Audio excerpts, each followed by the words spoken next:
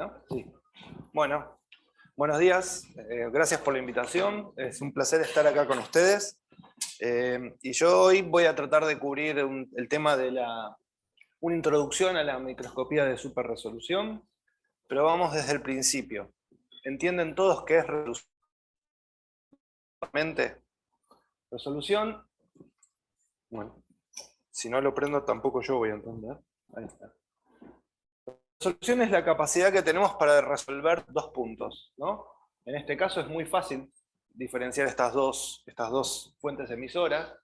Aquí también podemos, pero ya es más difícil y acá ya no podemos, ¿sí? O sea, esa distancia mínima que podemos usar para resolver dos estructuras es lo que denominamos resolución. ¿Y cómo visualizamos una proteína dentro de la célula? Bueno, a grandes rasgos hay dos, o sea, usando fluorescencia, hay dos técnicas. Una es usando anticuerpos, ¿sí? O alguna otra estructura para reconocer la entidad de esa proteína en la célula. Normalmente, y esto se llama inmunofluorescencia. Si la inmunofluorescencia es directa, es porque los fluorocromos están pegados a ese anticuerpo. Y entonces reconocen la estructura. En cambio, es indirecta cuando primero hacemos un reconocimiento con un anticuerpo primario y luego agregamos un secundario, un anticuerpo, que reconoce a este anticuerpo que tiene los fluorocromos pegados, ¿sí? De una manera u de otra, de esta manera nosotros podemos ubicar fluorescencia en la estructura o cercano a la estructura que queremos reconocer. Ahora, también podemos utilizar proteínas que son naturalmente fluorescentes. Las podemos expresar en células. Esta es, por ejemplo, la proteína GFP, ¿no? Que es naturalmente fluorescente. Entonces, cuando lo agregamos a una estructura que queremos visualizar, en una construcción, podemos ver la fluorescencia de esa proteína que está pegada a la que nos interesa a nosotros. Ahora, ¿cuál es el problema de esto?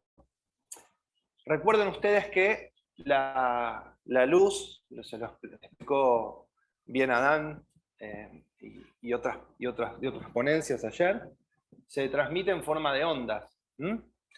Y esas ondas, cuando llegan y interaccionan con lo que a nosotros nos interesa, emite fotones, que son los que son capturados por la cámara, por los distintos tipos de cámaras, como los que habló Diego ayer. Y eso es lo que detectamos y forma la imagen. Perdón. Acá. Forma la imagen. Ahora, ¿cuál es el problema? Vamos a pensar en un solo fluoróforo, una sola emisión. El problema es el siguiente, que cuando esos fotones atraviesan la lente, la luz no se distribuye en un solo punto, sino que toma esta forma espacialmente. O sea, tiene una dispersión en el eje X e Y y también en el eje Z. Esto se llama Point Spread Function, que si lo miramos de arriba, cuando ese fluoróforo está emitiendo, nosotros lo estamos mirando, tiene esta forma, ¿sí? Que es una región mucho más concentrada con anillos de Eyre, que se llama, que lo rodean.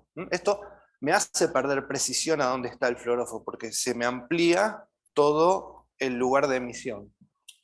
Y si lo miramos de costado, esto tiene esta forma, donde, como les dije, esta zona central es de mucho más intensidad, y los distintos anillos cuando cortamos así. Ahora, ¿esto es un problema en este punto si tenemos un fluoróforo? Bueno, no tanto, porque en realidad sabemos que el punto emisor está por acá, está acá en el centro de esto, ¿no? El problema es cuando tenemos muchos de estos, que es la realidad.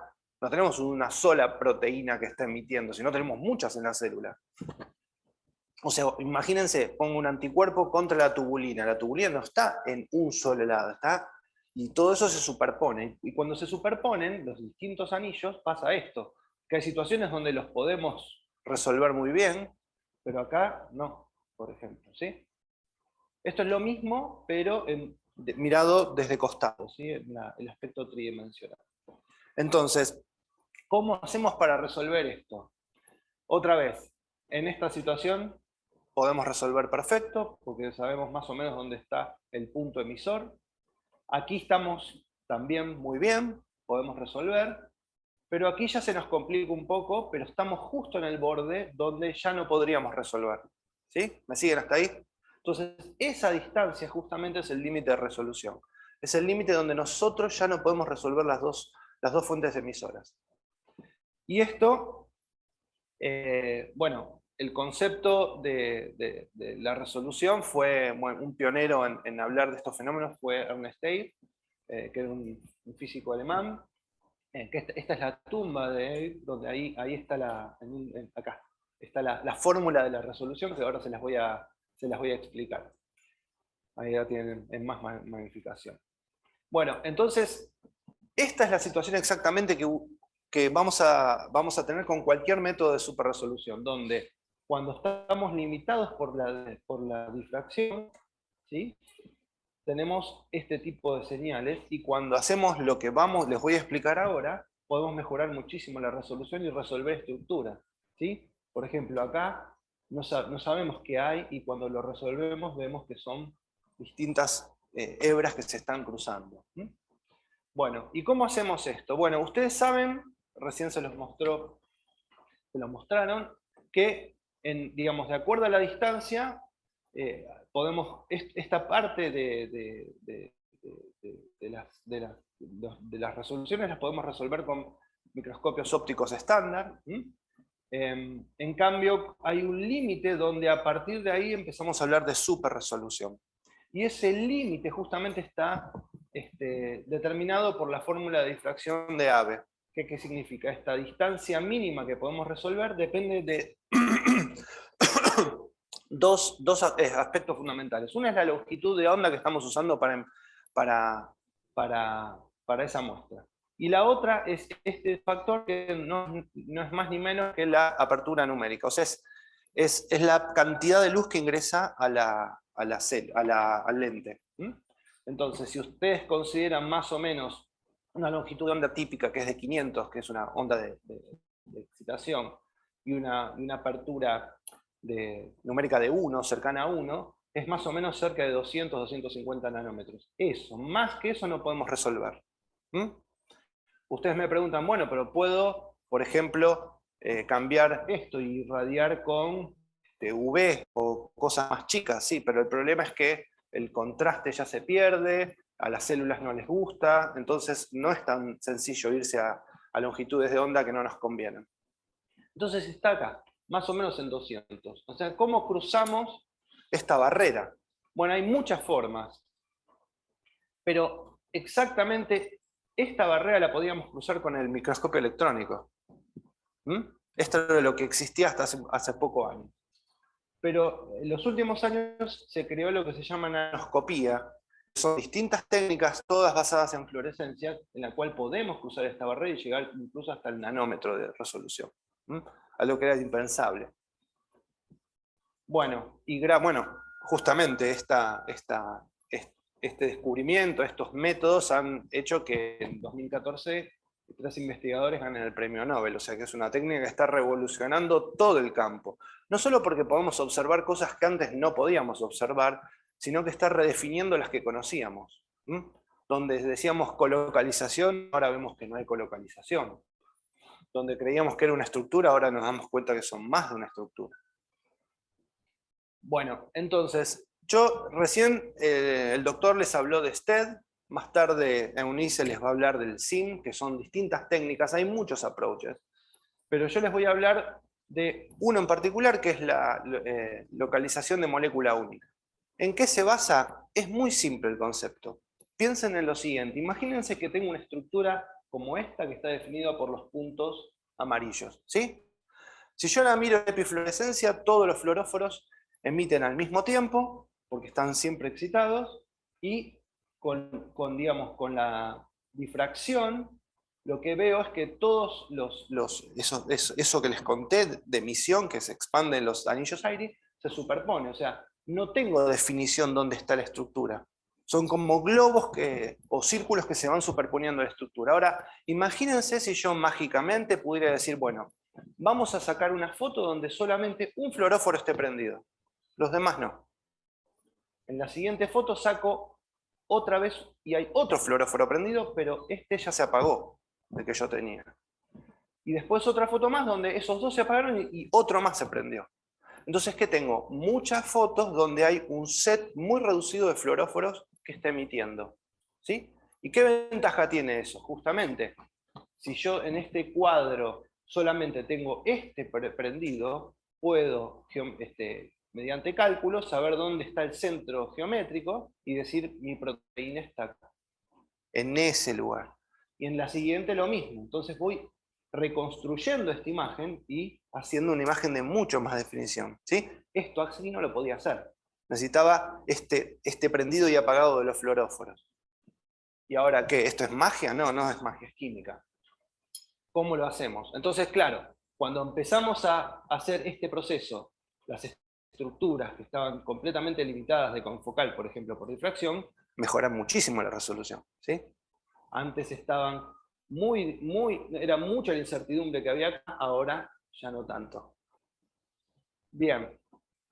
Entonces, ¿cómo se logra? Muy rápidamente, estos son los diagramas de Jablonski, que por ahí algunos de ustedes conocen, donde un fluoróforo se excita, luego pierde energía por vibración y emite, ¿no? En este momento, esta emisión es la que nosotros detectamos, y siempre tiene mejor longitud de onda, por eso el espectro de excitación está siempre corrido a la izquierda y el de emisión hacia la derecha, ¿no? Hay pérdida de energía y por eso esa longitud es de onda mayor. Ahora, ¿qué pasa? Cuando usamos un láser de mucha potencia, esa es la diferencia contra el confocal o con cualquier otro, lo que hacemos es que aparte de excitar, favorecemos que antes de emitir, pasen a un estado oscuro, que se llama triplete.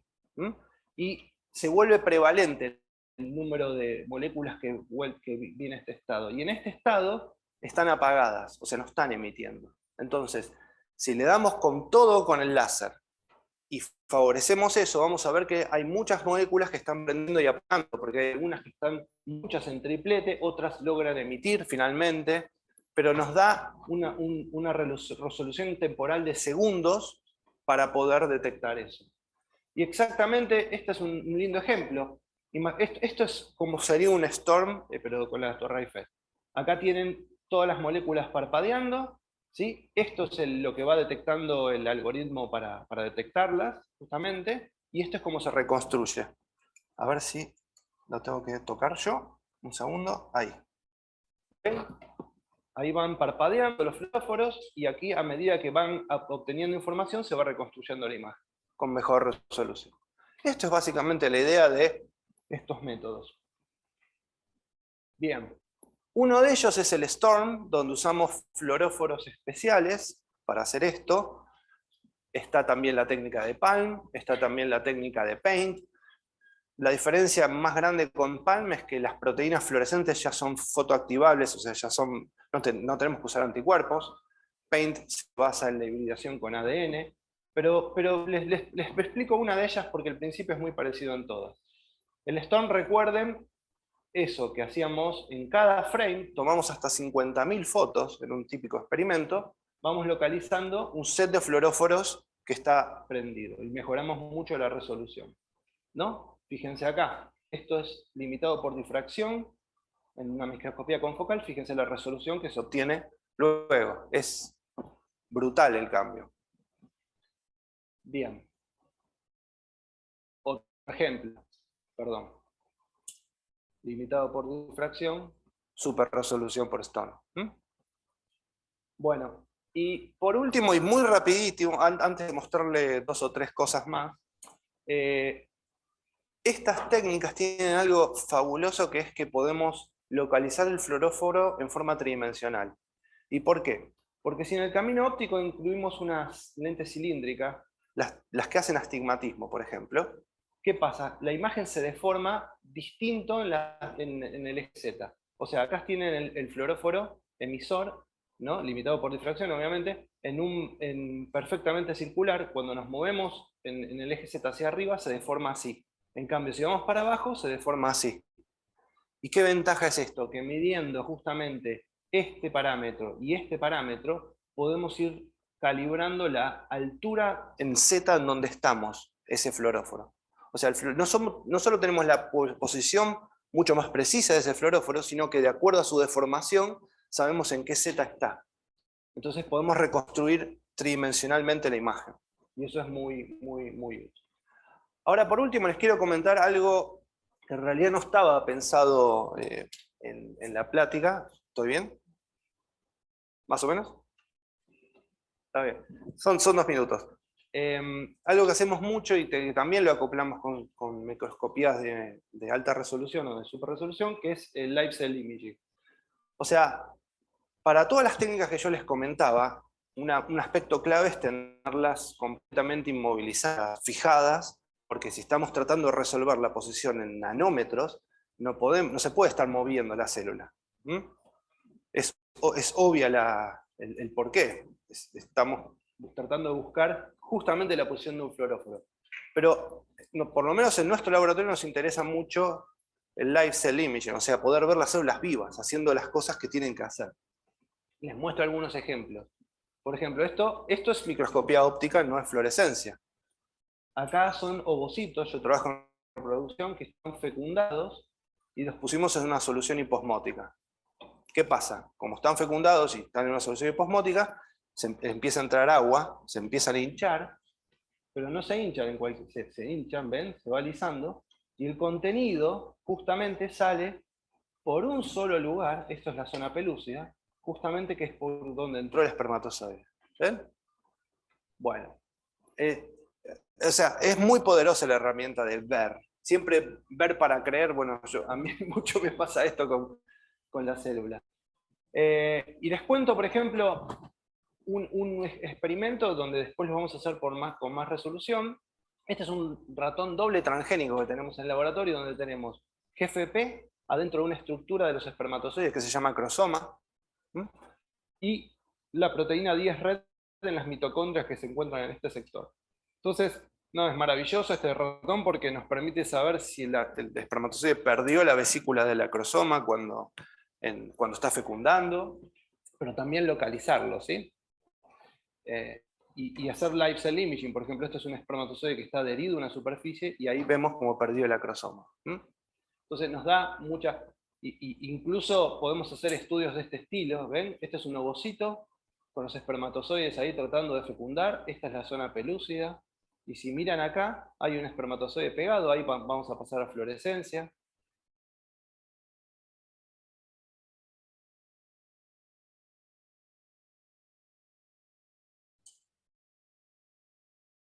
Ahí es un pequeño zoom. ¿Lo ven? Que tiene la fluorescencia. O sea, podemos saber cómo ocurre el proceso cuando está justamente interaccionando con la gameta. Fíjense, acá hay uno y acá hay otro que viene por acá. Este tiene acrosoma y este no. ¿Ven que tiene uno verde y el otro no?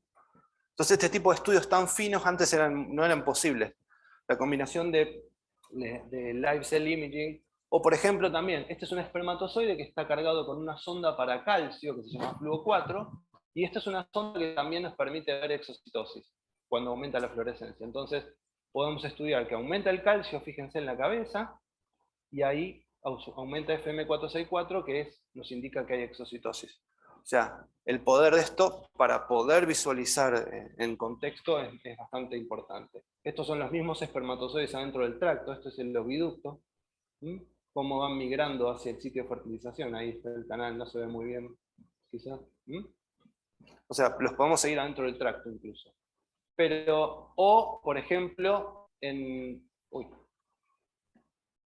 podemos seguir paso por paso, esta es una serie de fotos, cómo empieza la fusión, esto es porque se van tiñendo los núcleos, los ovocitos están cargados con Hedge, ¿sí? Podemos seguir paso por paso, qué pasa cuando se está fusionando, cómo se va moviendo el flagelo y qué posiciones adquiere. Aquí lo tienen en vivo, ahí está el espermatozoide, se empieza a fusionar, le empieza a entrar Hedge. Vamos a ver exactamente mientras está ocurriendo esto, qué está pasando con el flagelo, se está fusionando con el ovocito, ¿sí? ¿Ven? Se enrolla y ahí aumenta otro parámetro. O sea, podemos hacer estudios muy complejos. Y también, justamente, ahora, en estos casos, y les voy a hablar muy poquito de esto, son dos diapositivas más, no podemos tener mucha precisión si las células, o sea, los espermatozoides se mueven, gracias a Dios, ¿no?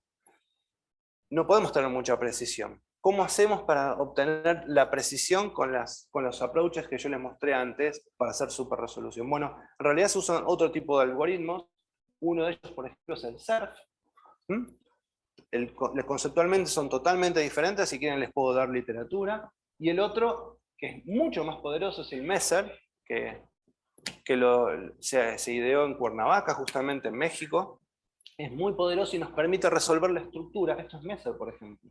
Fíjense, esto es SER. Pero con estas técnicas tenemos la ventaja de que podemos resolver con más resolución una célula que se mueve, ¿ven?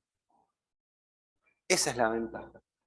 Y justamente, por ejemplo, estos son estudios de super resolución. Es una célula que está pegada. Esta es la membrana plasmática con una sonda en rojo. Y lo que podemos, por ejemplo, estamos siguiendo unos cambios de diámetro que ocurren acá. Los podemos ver con muchísima resolución. Fíjense, esta es la membrana. ¿Ven? Podemos seguir qué está pasando en el citoesqueleto adentro. O sea, es muchísimo más resolución. O, por ejemplo, la exocitosis que les comenté. Esto es limitado por difracción. Ahí ven cómo se pierde.